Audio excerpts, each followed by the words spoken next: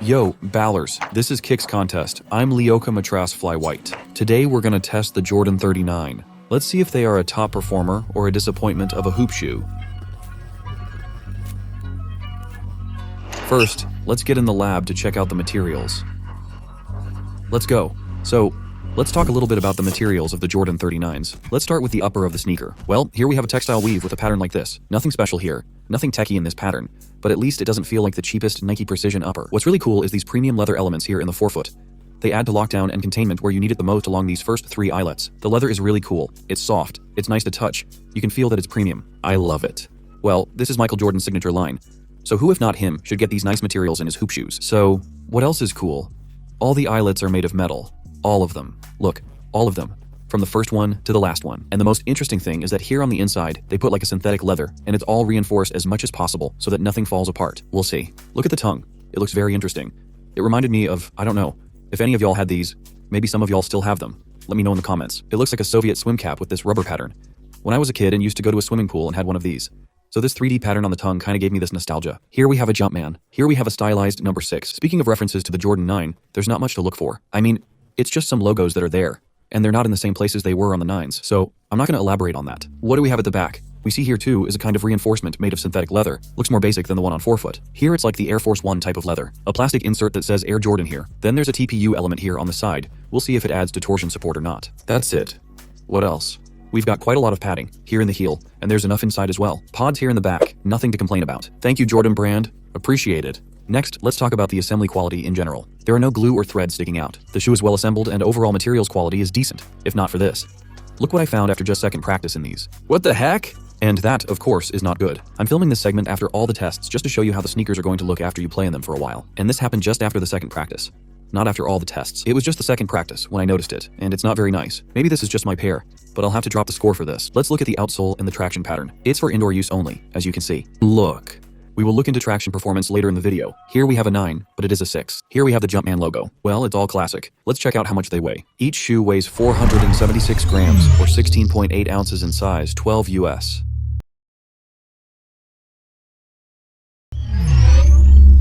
First time I wore these was at a dunk show. Huge arena. 10,000 people yelling louder than these dunkers here. It was an adrenaline-fueled performance. I thought, man, these need no break in time at all. Nice soft foam that adds to the comfort. With this feeling, I went home happy.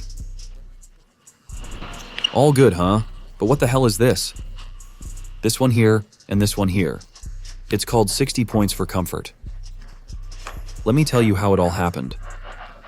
After the dunk show, I went back to the gym the next day to keep myself in shape and exercise as usual, including running on the treadmill.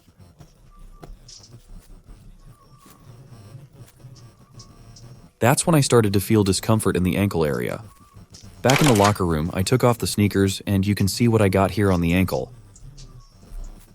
I didn't have the same issue on the other foot, but it looks like it might happen sooner or later. After that, I played a game and it got worse, and here it's even bleeding already.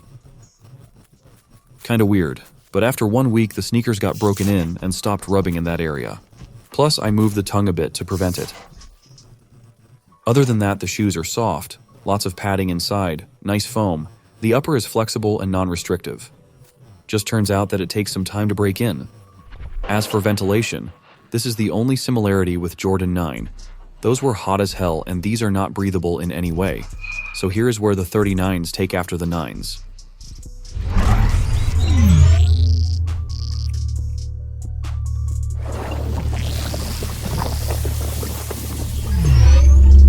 Let me tell you about the Jordan 39 cushioning with these crazy dunkers in the back who are about to tear the rim off. I'm sure someone will destroy right now in the background. What do we have for cushioning in the Air Jordan 39? It's Zoom X foam layer and a full-length bottom-loaded Zoom Air unit. Initially when I landed after dunks during a dunk session, I didn't feel any impact. But after a couple more jumping workouts, it was obvious that there's not enough impact protection in the heel area. Overall, it started to feel like the forefoot was higher than the heel because the foam in the heel area had bottomed out. When I warmed up on a concrete floor, it felt uncomfortable. But at the same time, the court feel is great and you can get shifty in these and be able to beat your opponents off the dribble. Yo, I think you're blocking the guy. Holy cow, Danya made a dunk.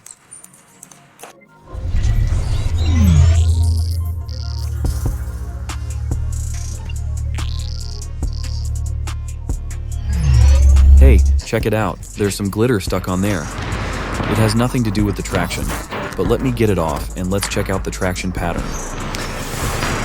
So here's a look at the outsole of the Air Jordan 39. It's a multi-directional herringbone. The grooves are wide and it's pretty solid. First off, I tested them on a professional indoor court. No questions there, the grip was perfect. Now you can see me testing them in another gym. I'm running suicides, and my knees are almost popping out because the grip is top tier.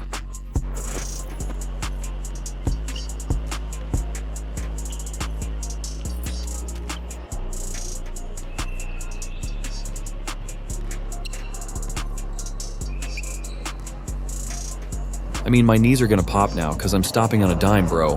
The grip is perfect. Let me try again.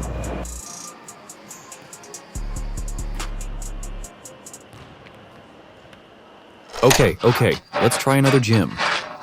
Let's run some suicides here.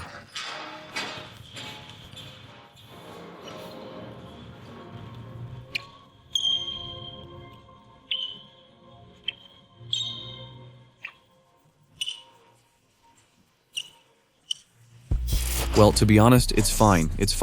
Feels nice. With a lot of dudes just ice skating in this gym, I've hardly had any slippage. Even though it's winter, I've got a wonderful chance to test the shoes on a synthetic outdoor surface that's used in most of the outdoor basketball centers.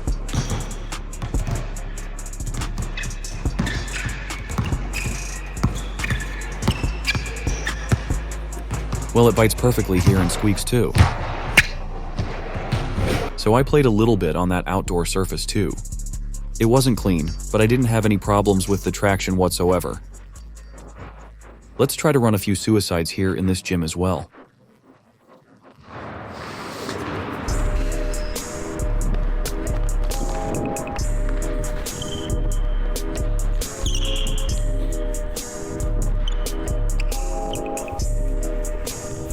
As you can see, I had no problems with the traction here.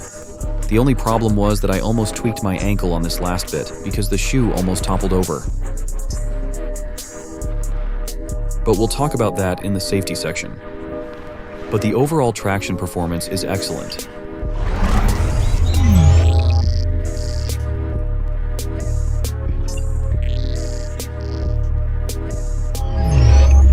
As far as safety is concerned, there are no problems with lockdown.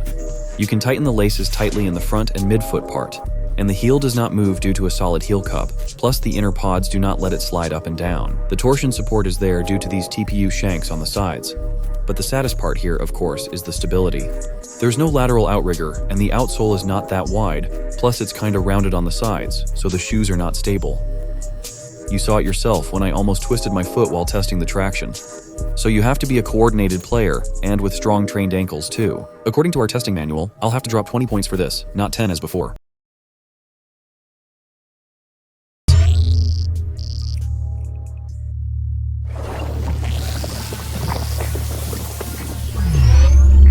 So the Air Jordan 39 scores 76 points in our tests. That's about the same score as the Jordan 38 had, but the difference is in the parameters that failed. We wouldn't recommend these sneakers for serious games. Even more so, we wouldn't recommend them for big players, as there is a high injury risk because of lacking lateral stability. So, this is it for today, guys. Let me know what you think of the Jordan 39, and let me know your experience with them if you have them. Make sure to subscribe to our channel if you haven't, and hit a thumbs up button if you like the video. That will help the channel grow. Also, feel free to share your thoughts and opinions in the comment section. If you don't follow us on Instagram yet, make sure you check it out at Kicks Contest World. There we post teasers, first impressions, talk basketball, and sneaker news. Stay tuned for more sneaker content that's coming soon.